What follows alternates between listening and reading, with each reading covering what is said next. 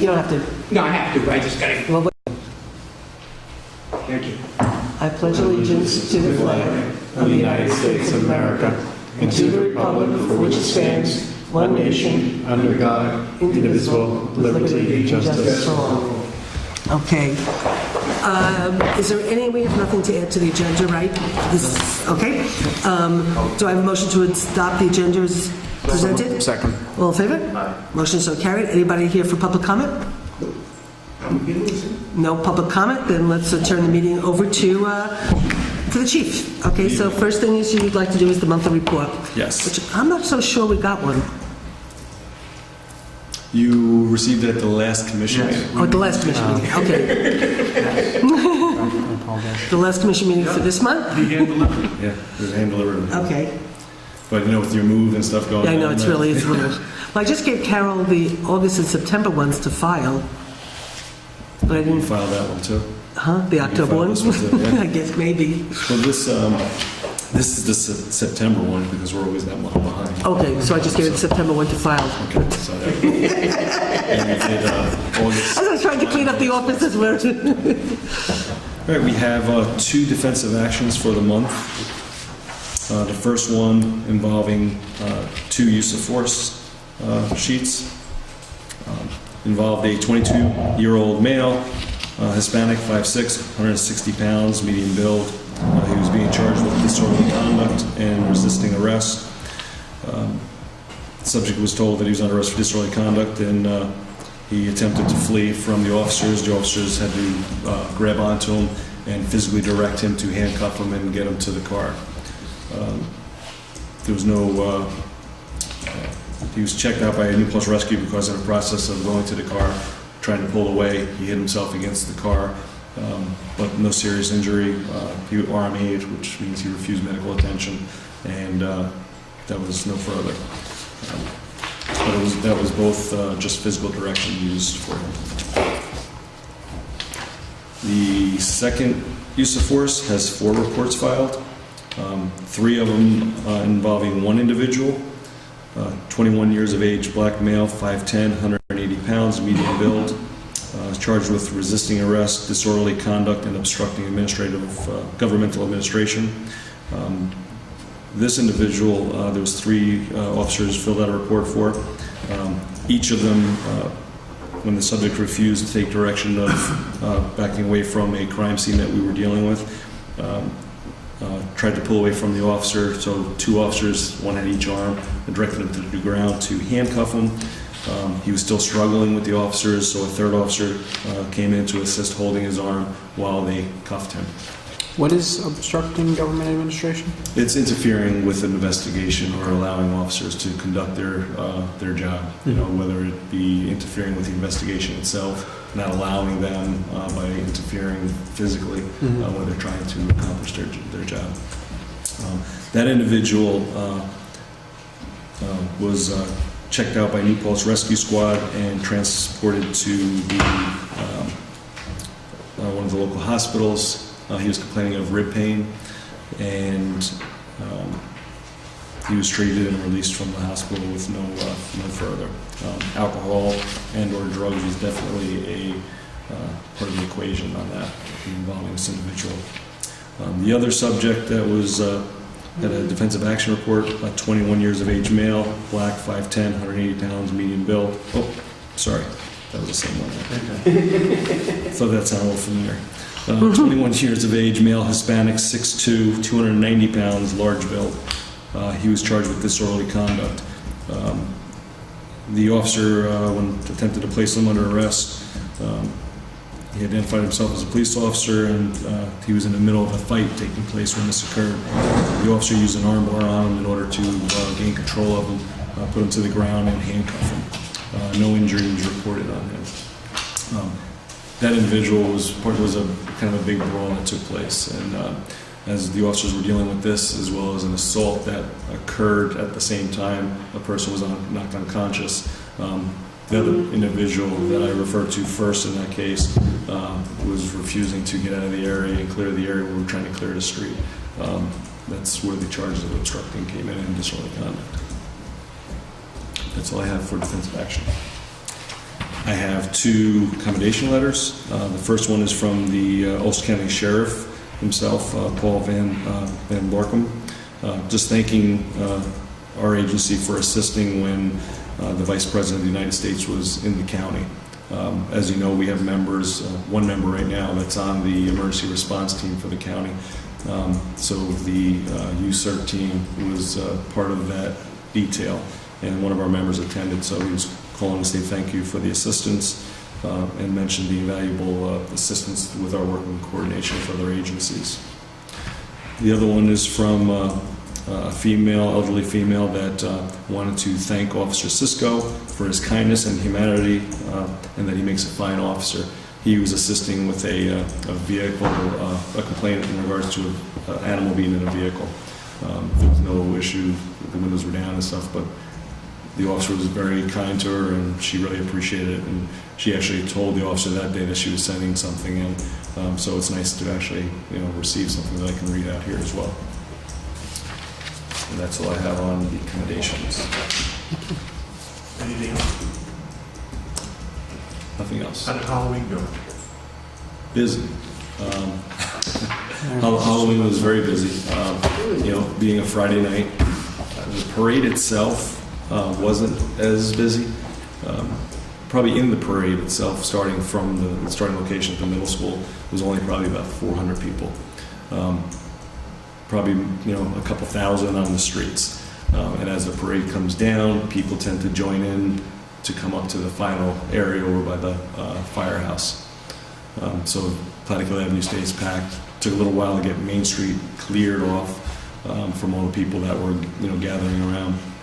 We probably had about 2,800 people, which for a Friday night, considering the weather was pretty nice, it was actually a low number. I thought we'd have more.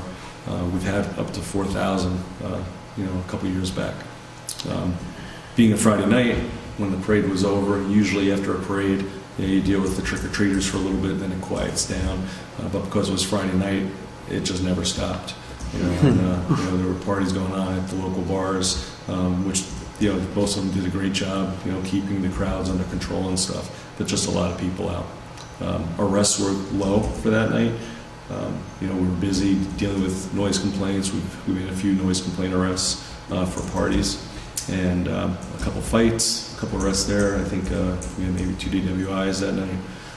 So it was busy, active, continually going, but overall it was a successful evening. I have 2 questions for you about Halloween, actually. One is that I got this from a local journalist that asked me about this. The curfew that's set by the village, I think it's 7:30. Am I correct in saying that? I believe it was from 10, under the age of 17, from 10 through 6 in the morning. Who set that curfew? The village It's passed the the village. So This is a village local curfew. law. Yeah. Okay. That's what I was wondering. And then second, I heard that there was vandalism at Huguenot Street. There was some stuff. I'm not familiar with that. I'd have to go Okay. through the cases and see if there was something. We didn't get a report on that. I did speak to this individual, the reporter, who said that nobody gave him information and the sergeant didn't speak to him. And I explained to him that we have a protocol on speaking to the press. So what the dispatcher told him that the lieutenant would be in, because either the lieutenant or myself will speak to the press. And unless we so direct them to, which happens on occasions, but most of the time it's either the lieutenant or myself. So I told him that, you say you're with the paper, you're a press, and you want to speak about Halloween to, a sergeant, they direct you to call on Monday. I spoke to that reporter personally the night of Halloween. He wasn't prepared to ask questions, apparently, because I asked him, why didn't you just ask me? He goes, well, I wasn't prepared then. So I said I would have been happy to give you anything you need. I did give him what the resolution from the village was when I got his email. However, protocol is what it is as far as talking to the press. He said, well, what if I said I was just a resident?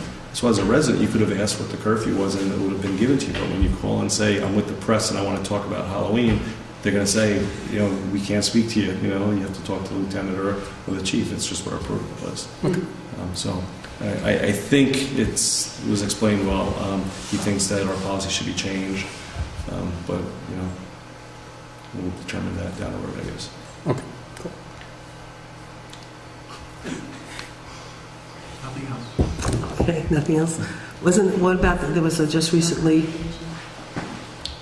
go ahead, no, what back? Sorry, I'm missing one of the commendations. One okay. was the sheriff, the other was for Officer Cisco. Yeah. And then what about that attempted, wasn't there like an attempt? Kidnapping? Yes. Very busy week last week. The officers did a fantastic job with dealing with all of them, including the detectives, and everybody just was phenomenal. We had 2 burglars in progress calls, separate locations, and real burglaries in progresses. We made an arrest on both of them. The officers were able to locate a suspect based on their quick response to the call, and it was a 911 call the way they both came in. Then we had the attempted kidnapping. Girls walking back to campus, over in the area of campus, a person actually jumped out and from the dark and grabbed a hold of her. Luckily, she was able to fend them off. Then some people started coming to the area, and then one of our officers that was in the area saw the suspect and was able to track him down and actually took him into custody. So excellent job on that. In general, just in general, not specifics, what's motivating burglaries, just in general? These 2 particular ones, I mean, there's a few other burglaries that are starting to take place. This time of the year, getting near the holidays, drug-related, seems to be the biggest motivator. Not, for them to try to come up with some type of money. And they go in spurts, and we work in coordination with other agencies also, because, we're not alone in this, obviously. And, like our local towns will be experiencing the same type, and we compare all the similarities to them and come up with suspects together, because it's not always just New Paltz and a New Paltz resident or somebody in the area. Which drugs are motivating that kind of behavior? Heroin is the biggest one. Heroin? Yeah, it usually, in the most part, it always is, because that is the biggest addictive, drug. And people tend to, when they need the cash for that, they make extra efforts to do what they have to do to get it. Yeah, it's very sad to see what that drug does and see how many people still get addicted to it. Young people, and we've seen people in their teens, young teens getting addicted to it, and some of it starts with painkillers and stuff like that, an opiate. It's definitely an issue, and we have to stay on it. And, as you know, we have the Narcan. No, I'm just trying to hear. Yeah, that's okay. The Narcan that we're all certified in now, we have had one life-saving. I think I mentioned at the last meeting. Unfortunately, we'll probably see more, of the use of it. Good for life-saving, but sad that there's still so many people using it. Okay, so you want us to appoint a detective tonight? Yes. As you know, Detective Joe Judge has been a detective for going on a year, or just over a year now, as a temporary appointment. He was put there originally while we were waiting for the process of the structuring of the department to be finalized and that whole thing being taken care of. Since that has been done, the last meeting we talked about making that an appointment permanent, or a appointment permanent. We put out an email requesting for anyone interested in the position. Joe was actually the only one that put in for it, which made the interview process very easy. But I am happy to say he's been doing a phenomenal job since he's been in the division, and I'm glad that he wanted to stay back there, because we don't have to worry about training somebody new, and we know what job he's doing. So my recommendation and the lieutenant's recommendation will be to appoint him permanent detective. So you want us to do that tonight? That would be great. He doesn't necessarily, because he's already been sworn in when he took the position. There's no Right. change in that. Right. What? So, No, I just thought we've been doing these swearing-in things, publicly. Yeah, And yeah. What I'm saying is, basically, if you're the commission, you should approve the chief's recommendation to give it to the board, and then you should meet as the board to do it. We don't have I to. don't care. I'm just saying, I'm laughing because of the experience. The overlap there? Yeah. You're laughing about the fact that we get things done a lot quicker now that the town board is a police commission. Is that what you're saying? Well, I'm saying, That's what he I'm said. saying you have the opportunity to do it, whether it's right or wrong or something different. Again, Susan, as you had said to me, I have no problem with you. I really don't. Thank you, Ira. But I have no problem with you either, sweetheart. what I'm saying is, as you said to me, you don't know where it's going to go from, if you're not here, or Anne's not here, or, you know, Kevin wasn't here, so you don't know what will happen. So, that's all I'm saying. You can act. And hence, like I said to you, Yes. same thing with the police So your commission. recommendation is for us to do that tonight, which is what you would like. Yes. So then I would like to move to approve Joe Judge as a full-time detective, Permanent. a permanent full-time detective. And I will second it. Any conversation? All in favor? All right. Motion so carried. So tell Thank you. Detective Judge that we congratulate him. Let him know. Okay? And we were sorry that he couldn't be here tonight. Yes, and I just so you know, when we do a point where there's actually a swearing in to take place, that is what we've been doing. It's been approved. It's been approved, and then they would show up at a town board meeting. Yeah, no, I've seen that, despite the Yeah. fact that, you know, I come to these meetings, and no, I see that happen. And what, in this case, I mean, you have one guy, you know, it's no big deal.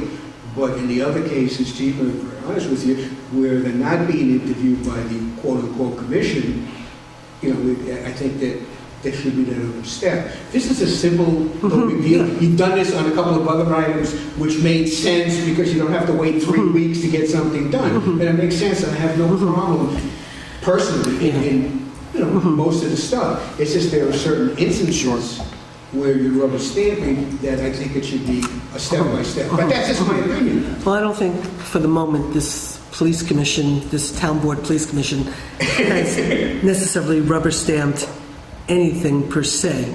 I mean, we've talked, we've reviewed, we've felt comfortable with the process, and so then we allow the process to go forward. No, I understand that. It's just that what is being said, or what has been said, the chief recommends you approve. Right. And that's, you know, Right. there should be that other But step again- where you at least talk to the Right. people. But that's, But, again, but again, you know, this prior is different. prior to being on the police commission, there's a lot of people who thought the police commission was rubber stamp for the police department did of itself. And so it was just a step that was in the way. So we'll go back to the fact that it ends up being the personalities who are on any board, and the integrity of any board is relative to the people sitting on it. Absolutely. And it doesn't matter if it's town board, a police commission, a planning board. You know, we But just, good points made on both sides. so moving on. What do you- Go ahead. You want to know next? The next Yes. thing Is- yes, is new hires. Just want to give you an update. Right. Yeah, absolutely. Again, we talked about hiring part-time dispatchers. We interviewed 6 of them the other evening, and we're in the process of looking at some backgrounds because you know sometimes some can be ruled out, and others will just support the hiring of that person. So hopefully by the next meeting, we will have a recommendation for you and let you know our candidates, and Great. we can look at that. But we weren't prepared for that right now because we still have that background process. Okay, good. Car leases? Yes, another car leases, which we were going to try to approve before, but it got a little complicated, so I didn't want to do that until we spoke about it, because partly you had wanted us to try to do something.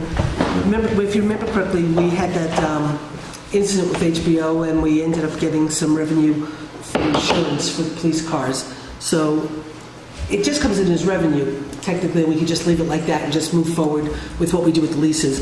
But the chief was thinking that maybe we could take some of that money, use it this year with the car and the leases, lowering some of the expenses next year. And at the time the chief talked to me about it, was right in the heat of us, you know, getting out of town hall, doing the new town hall, getting the new modulars and whatever. We were so messed in that. I said, I don't have time to focus on trying to work this out with you, so let's wait to a police commission meeting. So we have some cars whose leases payment is due. we were looking to maybe buy out the lease agreement a year early, which meant we had to do some more, we had to pay some more money up front. So why don't you explain what you were looking for us to do so we could figure out how we want to move forward with this? Basically, we had a lease payment due, which is our final full lease payment. That annual? November, yes, annual. It's a 3-year lease. The 4th year is a buyout, where you buy the car out of the lease. Or you turn it in if you don't want to, you know, if it has too many miles on it. Or the way we've been staggering our cars, we've been doing a really nice job with keeping the miles down. So we've been buying the cars out of the lease, get another year, sometimes in some cases 2 out of them, and then turning them over to the town, highway, clerk's office, wherever they can be used. So it's been working out very well. Several years back, it's been discussed on how we can get onto a cycle so that we can try to keep our car payments pretty fluctuating. We actually did that back when I was supervisor back in the, Yes. in the late Yeah. 90s. Because what happened was we would like all of a sudden one year get like a couple $100,000 to buy police cars. It was like gulp. So we created a sort of, why are you laughing?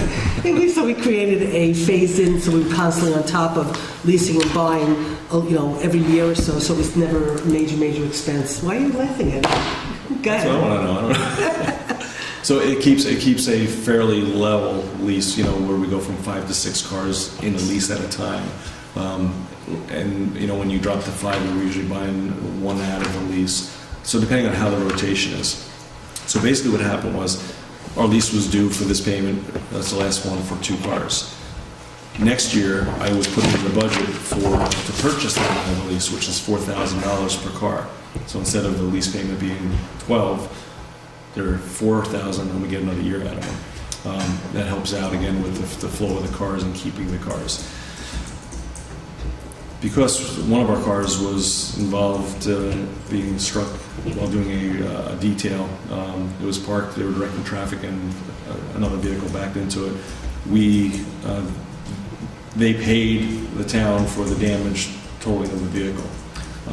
On top of that, the company that we buy the cars from, that have to strip them out, take all the stuff out of it, offer to purchase the vehicle as is for parts, which the good thing is they'll strip it all out and stuff rather than just having to pay somebody to strip it all out, because the equipment goes into a new car, the replacement car.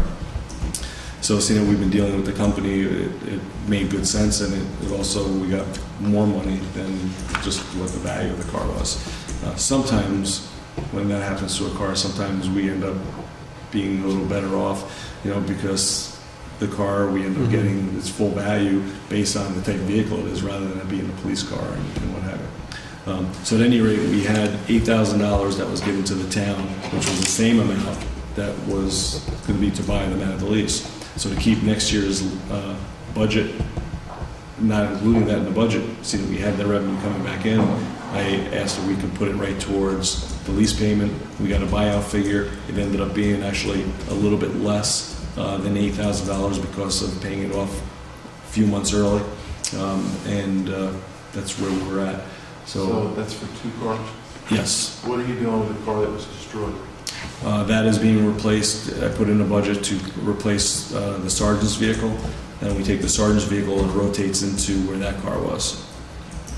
So it's going to be used. So we're replacing that vehicle. That was going to be done anyway this year, because the vehicle was going to be, you know, either given to the town or What are your typical annual payments per car? in the ballpark of 12.5, and that's totally equipped with the lights, striping. 3 years? Yes. Yep. So you're paying about 36 Mhm. plus 4. Plus 4 at the end, about 40 by the end of it. And to buy them new. Well, to buy them new, you can buy them new there, and you save the $4,000 pretty much. That, you know, well, maybe not that much, because you're basically, the interest is where you're paying at the end. If you were to buy them out, obviously you don't have the interest, you pay it off, and you can get the cars like we did our K9 vehicle. You know, that was totally equipped, and we purchased that. That was through donations in 2010. What's a car cost though if you're going to pay cash and you can just buy it outright? Still in the 30s, isn't it? Yeah, it's if you were to buy it outright, you're around 30, maybe 29. We talk about this all the time at the chief meetings, what different agencies do. Most agencies are starting to do what we've been doing for years because you have a good fleet, maintenance is down because of that. And the other great thing about getting them this way is it's turnkey. You get the car, you take your old car that you're replacing, you send it to the place where you're getting the car, they strip it out, they reload it, radios, siren, cameras, computers. You pick the car up, you just call the insurance company, say, please put this VIN number and vehicle on our insurance. We pick it up and it's in service. We put the stuff in the trunk, it's ready to go. The way it was done years ago, you buy the car, you send it to one place, get the lights done, you send it somewhere else, get the striping done. But that was even before we had the cameras, the computers, all, you know. So the cost ends up being very, very close to what we're paying. But the interest is probably what you would save, you know, at the end of the day. This is, here with the, right now, you have in the 2015 budget, 5 vehicles, a vehicle lease for 5 vehicles, 62,750, and then a vehicle lease for 1 at 4,250. No, that vehicle is the M1, the motorcycle. The one for 4,250. It's a motorcycle. Yeah, vehicle lease 2 is the motorcycle. Vehicle lease 1 is just The 5, it's leasing the 5 cars. correct. And then you have a vehicle purchased for 8,000. Right, that's the 2 vehicles that we're talking about. That's 340 and 341. So this $8,000 was for purchasing the lease of those 2. Buyouts. Correct. The buyouts. Well, you'd have to, that would have been due in November of next year. Right, November of next year. And so that was, so you wanted to take that $8,000 from HBO and use that to pay this $8,000, thereby taking this $8,000 out of next year's budget. Correct. Now, the only thing was then, when we got, I think when they, I don't know if you have the paperwork, but then by buying it out, did we have to then pay a whole bunch of stuff up front because it was like the last payment that we hadn't done? So it ended up being like a $32,000 check for... That, correct. We owe November. We owe them $24,299 for 2 vehicles and 36 cents. So we owed them, those were the... That would have been what is due instead of the 32,000. Okay. So we owed them the $24,299 for the 2 vehicles, which was due in November regardless. Correct. However, it would have been the $24,299 plus the $8,000 this November or next November? The 8,000 would have been due next November. Okay. So, Lease payments are due for these 2 vehicles Right. in November. okay. So the $24,299 was for, 3 annual payments for 3 cars. and this was, 2 cars, right? and this is the 3rd annual payment for Correct. that. So Chief, does service come with these cars? They have warranty. The warranty is pretty much for the 3 years.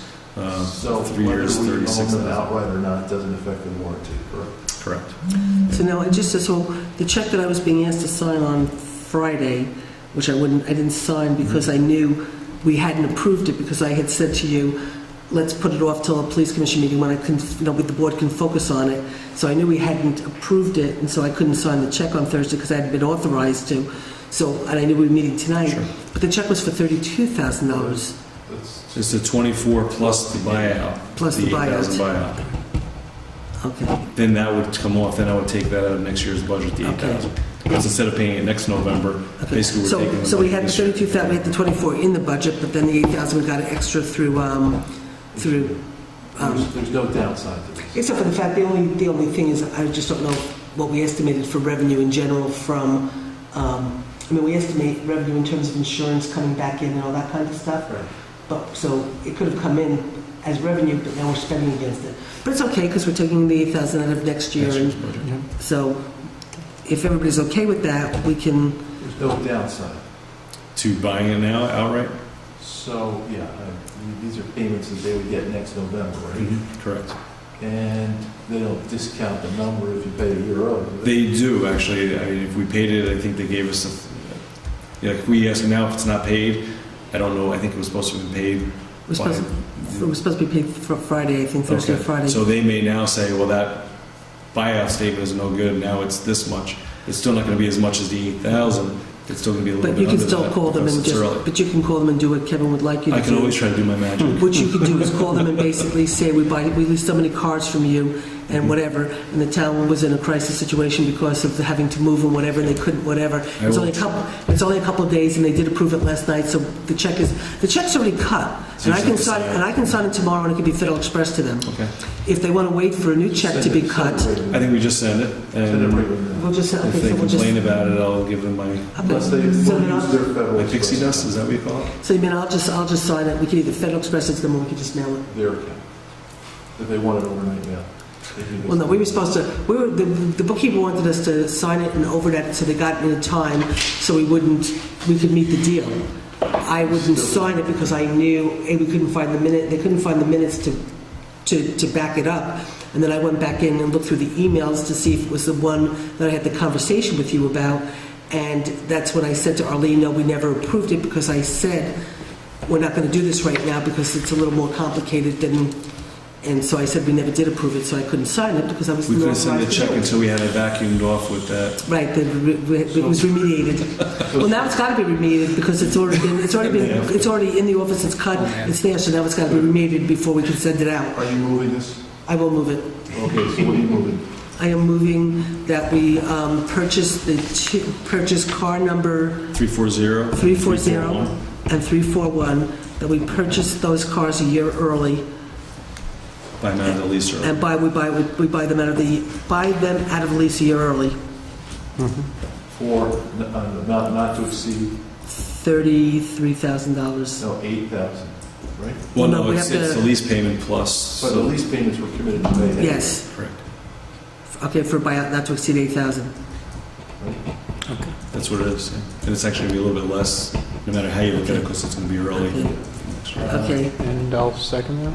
okay, is there any discussion? And if Gene was here, it would have to, you'd have a specific line item to come out, so you'll have to add that, Susan.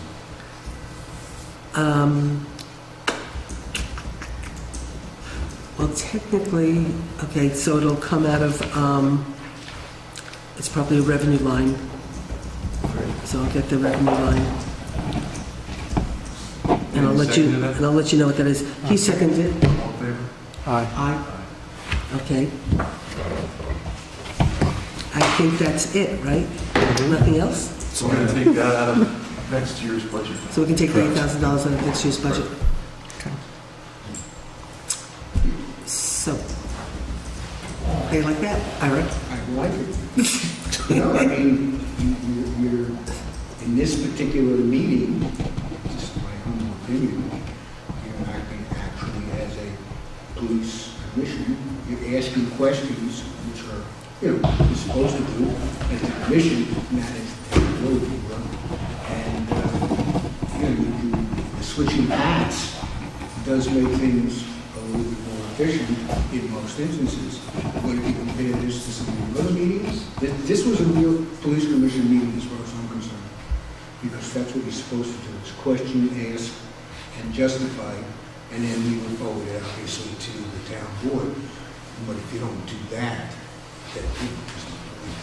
But I think this is terrific. Thank you very much. Thank you. I appreciate it. Okay, so with that, I'd like a motion to close tonight's police commission. So moved. Second. Any discussion? All in favor? Aye. Motion so carried. Well, so actually, it was nice seeing you.